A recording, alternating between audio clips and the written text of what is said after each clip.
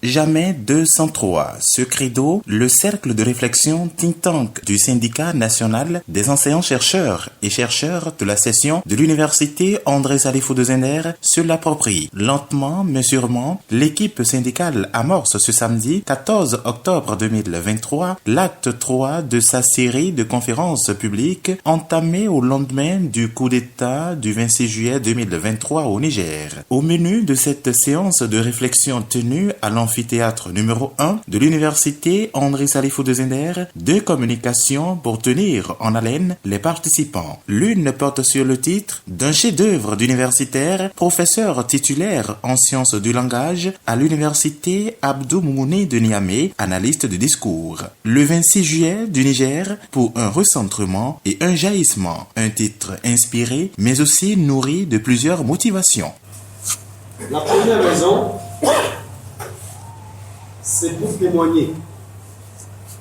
Il y a eu un coup d'État le 26 juillet 2023. J'ai voulu témoigner de ce coup d'État pour l'histoire. Deuxième chose, deuxième raison, j'ai voulu réfléchir parce que c'est quand même un événement grave pour notre pays, surtout à l'heure actuelle. Et donc j'ai voulu faire une réflexion sur cet événement. Troisième raison, j'ai voulu faire des propositions. Pour y parvenir, l'enseignant-chercheur adopte sa traditionnelle démarche scientifique hypothético-déductive précédée de questionnements. Qui était engagé dans le coup d'État? Pourquoi? Qui est derrière le coup d'État? Quelles sont les conditions pour faire le coup d'État? J'ai posé des questions sur lesquelles je n'ai pas de réponse. Mais je laisse les questions, elles peuvent être intéressantes un jour. C'est que subitement, le 26 juillet, le Niger qui était connu mondialement pour sa misère, pour sa pauvreté, pour la migration clandestine, pour être dernier du monde, voilà que le Niger devient le pays le plus en vue du monde. Malgré tout ce qui se passe en Ukraine, au Soudan, tout ce qui se passe dans la Méditerranée, notre pays focalise toute l'attention du monde en un jour. J'ai essayé de répondre à cette question. Ce préalable lui a permis de saisir la situation dans son contexte, de l'analyser pour éprouver ses hypothèses. Au demeurant, l'homme de science débouche sur des perspectives centrées sur les valeurs pour un Niger émergent et envié de tous. Pour moi, il y a deux résolutions politiques que nous devons prendre. La première résolution, c'est un recentrement de nos forces et de nos valeurs. Le deuxième, c'est comment penser justement notre jeu, notre avenir, l'avenir de ce pays. Le premier préalable, et je crois que c'est important, c'est que la transition doit se donner une vision. S'il n'y a pas de vision, eh bien on va aller dans tous les sens et ce serait grave, ce serait une peine perdue. Et pour moi, la vision, il l'a dit tout à l'heure, elle porte sur la souveraineté nationale. Voilà. Deuxième préalable, il faudrait que les militaires qui sont au pouvoir actuellement, eh bien qu'ils choisissent pour nous gouverner des hommes et des femmes qui sont moralement bons, qui sont créatifs, qui sont susceptibles de canaliser cette ardeur-là. Regardez, pour la première fois au Niger, un régime bénéficie d'un soutien aussi massif et aussi diversifié. De l'autre côté, le président national du Mouvement national pour la sauvegarde de la patrie, MNSP, en périple de conférences dans les universités publiques du Niger, n'a pas été du reste. Les vrais enjeux de la guerre imposée au Niger et la géopolitique, c'est avec ce sujet que le premier responsable de ce mouvement, né au lendemain du 26 juillet, a expliqué à l'assistance les comportements de certains dirigeants africains et certains responsables occidentaux face à la situation du Niger. Mais avant, le conférencier plante le décor avec les difficultés quotidiennes que rencontre le Niger. Zender, vous savez, le problème crucial qui a été un casse-tête pour tous les régimes passés, c'était le problème d'eau. Et l'eau, on le sait, c'est une denrée qui n'est pas rare. L'eau est la première denrée qui doit être disponible partout et pour tous. Mais malheureusement, Zender, ce qui caractérise la région de Zender, c'est le problème d'eau. Si aujourd'hui, il n'y a pas de problème, on ne peut pas en parler à 100%, mais on pourrait dire que ça va. Mais sinon, il y a toujours le problème d'eau à Zender. Vous voyez bien qu'au Niger, on peut, en tout cas pour chaque région, identifier un problème de cette nature et ce n'est pas normal. Vous verrez pourquoi. À Tillabéri, où nous étions la semaine passée, les problèmes sont nombreux, c'est l'insécurité grandissante, c'est aussi le problème d'éducation. J'ai dénombré dans la région de Tillabéri 921 écoles fermées pour cette rentrée 2023-2024. 481 737 élèves au total primaire, préscolaire et secondaire. Et parmi ce nombre-là, dans ce nombre-là, vous avez 79 829 élèves qui ne partent pas à l'école. Entré dans le vif du sujet, le communicateur pointe du doigt les impérialistes occidentaux et quelques dirigeants africains, ce qui lui a permis de faire ressortir les enjeux de cette guerre imposée au Niger à l'en croire. Ici, les enjeux au Niger, c'est quoi? C'est ce que nous avons dans le sous-sol. C'est vous. Parce que ce que nous avons dans le sous-sol, c'est les minerais.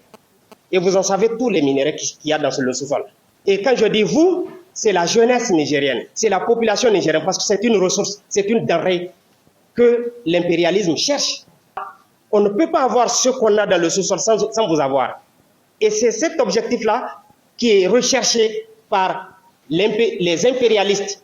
Je n'allais même pas dire l'impérialisme parce que, pour ne pas limiter, parce que ce n'est pas seulement la France, si vous voulez, qui est un pays qui est à la recherche de cet objectif-là qui est le Niger. On voit bien, n'est-ce pas, comment Alassane Ouattara, M. Talon, M. Tinibou et Macky Sall sont manipulés à travers la CEDEAO pour exercer une telle violence sur le peuple nigérien par des sanctions illégales, illégitimes, voire inhumaines, jamais vues dans l'histoire de cette organisation. Les peuples de ces pays sont des frères. Il faut qu'on le sache. La population ivoirienne, la population béninoise, la population sénégalaise, la population ivoirienne, c'est des frères. Un regard critique qui dresse le tapis à des propositions concrètes pour un aboutissement heureux de la transition du CNSP et pour un nouvel envol du Niger. Intégrer la donne de la résilience en contexte de guerre. Ce mot m'enchante. Soyons résilients, camarades. Si le directeur du crew de Zender ici à l'université n'a plus quelque chose à vous donner cette soirée-là pour manger, s'il vous plaît, allez-y dormir. Demain matin, réveillez-vous avec un sourire aux lèvres. Parce qu'il faut que nous soyons résilients. Il y a des situations que le Mali a vécues, que le Burkina a vécues, qui n'a pas tué les Maliens, qui n'a pas tué les Burkinabés, qui ne va pas tuer les Nigériens. Soyons patients. La patience à deux niveaux. De soi à soi, ensuite de soi aux autres. Je considère qu'à partir de ce moment, il y aura des cadres d'action et de concertation. Donc, s'il vous plaît, travaillez en prenant patience les uns vis-à-vis des autres dans vos interactions. Sinon, l'objectif ne sera pas atteint. Parce qu'il y a toujours des gens à côté qui cherchent à nous diviser. Quant aux participants, ils ne sont pas allés du dos de la cuillère pour condamner la politique de la chaise vide des autorités locales et traditionnelles de Zender à des rencontres du genre aussi sensibles et importantes. Ils apportent ensuite leur contribution. Les petits, faut qu'ils comprennent. Par exemple, nous sommes à notre 3e conférence. Il faut que les autorités, je voulais dire le gouverneur, il faut qu'ils viennent. On les a invités, je peux comprendre leur agenda, ils ne viennent pas. Imaginez-vous une conférence qu'on organise à Niamey, avec un recteur qui vient s'asseoir et avec des anciens chercheurs. Vous allez voir même les membres du CNSP vont venir. Moi, je pense que j'ai une certaine ambivalence par rapport à l'ancien président de la République. Je ne parle pas de Bazoum, je parle de Mahamat Issouf. Pourquoi cette ambivalence du CNSP par rapport à Mahamat Issouf? ou bien ils sont en train de l'utiliser. On peut comprendre, on ne peut pas tout communiquer. Moi, je comprends les choses. Mais pourquoi cette ambivalence vis-à-vis de Mamadou Issoufou? Si cela continue, ça risque vraiment de créer un peu des interrogations négatives par rapport à ça. Je dirais peut-être que c'est le seul coup d'État que les Nigériens ont fait pour le Niger. Les autres coups d'État étaient faits par les Nigériens pour d'autres puissances. Et peut-être que c'est pour cela que, au lendemain du coup d'État, comme il l'avait souligné, il y avait eu convocation du Conseil de sécurité en France, comme si la Corse avait fait sécession. Cela avait suscité un gros tremblement dans le monde entier. Et il a si bien dit pourquoi ce petit Niger-là, que tout le monde disait que nous sommes les derniers. Et je me réjouis de la première conférence qui a cité les enjeux. Effectivement, les enjeux sont énormes. Les enjeux dépassent l'entendement. C'est par rapport à la concertation populaire qui aura très bientôt lieu. Moi, je suggérerais à ce qu'on fasse, à ce qu'on numérise cette consultation, parce que la participation est importante. Mais ne soyez pas surpris que peut-être les gens qui sont au devant maintenant, en train de réfléchir sur comment ramener le Niger sur des bons rails, ne soyez pas surpris qu'il y a des fonds parmi eux. Il y a des fonds. Comment numériser, c'est-à-dire donner la parole à travers les portables Android à chacun, à chaque citoyen, et même les Nigériens qui sont à l'extérieur, pour dire leurs mots. Et à la fin, on peut compiler, traiter et prioriser les priorités. D'autres participants fustigent la durée de 6 mois que certaines bouches auraient attribuée à la junte militaire au pouvoir comme durée de transition. Ce laps de temps n'aura pas suffi pour opérer la suture dont a besoin le Niger, selon certains participants. Ils proposent en effet. Le professeur Saïbou a dit dans son opuscule que j'ai eu le plaisir de lire. Bien que cela soit petit, je crois que c'est comme si c'était des centaines de pages. Et il a dit, ainsi qu'il l'a rappelé ici, que 7 des 11 chefs d'État qui ont dirigé le pays sont ou ont été des militaires. Il a dit à la page 10 et à la page 11, il qualifie cela de militarisation du pouvoir. Alors pourquoi autant de chefs d'État, de militaires ont dirigé, ils ont eu le pouvoir, et pourtant, le Niger est resté jusque-là. Moi, je pense que c'est parce que les gens n'ont pas su préparer les civils à mieux gérer. C'est en cela que, comme il a su bien relever dans son intervention tout à l'heure, ainsi que mentionné dans le document, il faudrait qu'il y ait une vision. Puisque sans ça, rien ne peut bouger. Et le ferie qu'on a suivi après le coup d'État pourrait s'estomper plus tard. Et pour éviter cela, moi je pense que, contrairement à ce que d'aucuns disent, ou bien des pays comme l'Algérie sont en train de penser qu'il faut une transition de 6 mois, moi je crois qu'il faut que la transition soit un peu plus longue. Que les gens aient le temps matériel pour définir les stratégies nécessaires pour régler une fois pour tout, pour mettre en place des balises qui constitueront les fondements d'une bonne gouvernance pour tout. Donc, à travers cette conférence, je pense que nous avons eu l'essentiel des éléments d'information dont nous avons besoin pour galvaniser notre conscience patriotique. Et par rapport à cela, je m'approprie le concept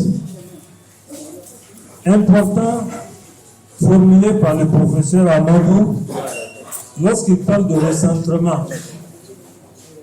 J'estime que ce recentrement est nécessaire.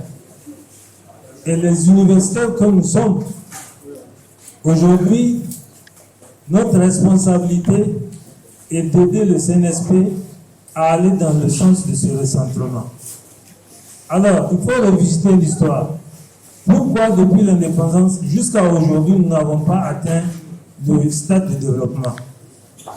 Moi, je pense qu'il y a non seulement la dimension relative à la non-gouvernance, mais il y a également le fait que les micro-États ne sont pas viables. Donc, au nom de ce recentrement-là, il faudrait que les intellectuels, entre griffes, que nous sommes, que nous ayons le courage de contribuer valablement à ce que le CNSP arrive à réaliser ce rêve ou bien cette ambition d'assurer la souveraineté de notre pays.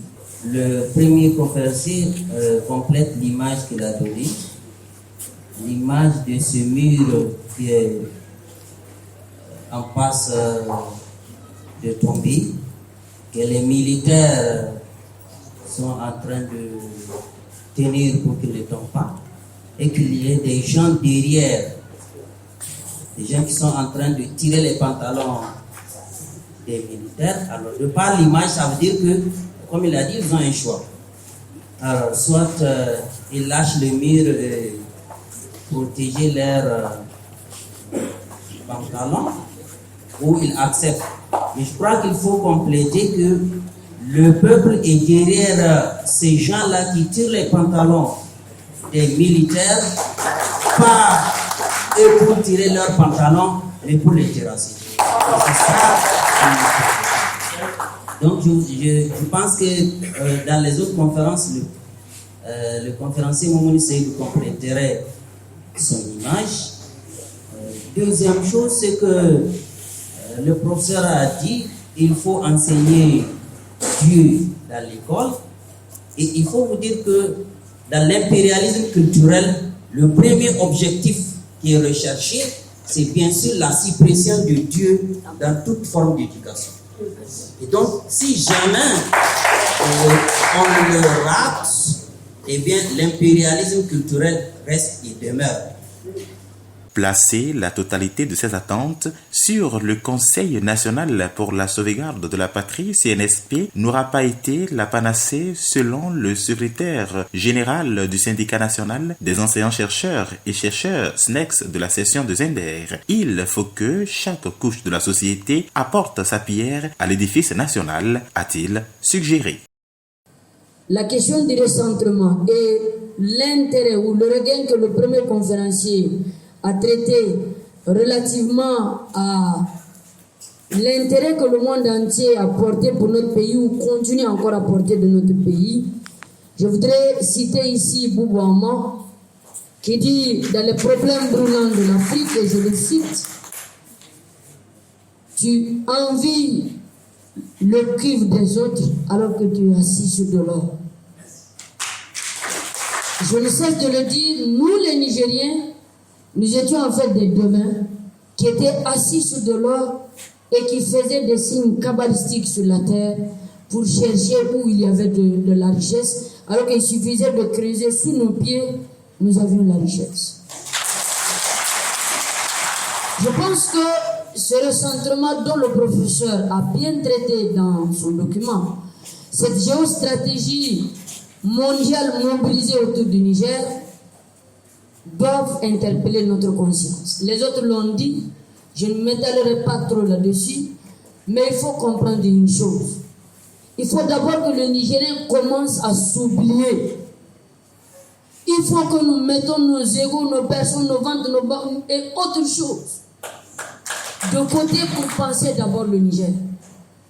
Dans ces manifestations, dans ces mobilisations, ils sont nombreux les Nigériens qui pensent que c'est une occasion de se recentrer. C'est une occasion de se mettre en scène. Que les gens arrêtent de se dire, parce qu'ils ont été à l'école, ils ont droit à des postes de ministre, ils ont droit à des postes de ceci ou de cela. Il faut que nous pensions au Niger. Moi, je ne voudrais plus que les gens parlent de CNSP, CNSP. C'est fini. Que le CNSP fasse ou pas, le Niger va rester. Les différents acteurs n'ont pas manqué de réitérer leur engagement aux côtés du Conseil national pour la sauvegarde de la patrie CNSP. Le groupe think tank du SNEX Zender entend poursuivre l'aventure de sa série de conférences publiques pour le bien-être du Niger.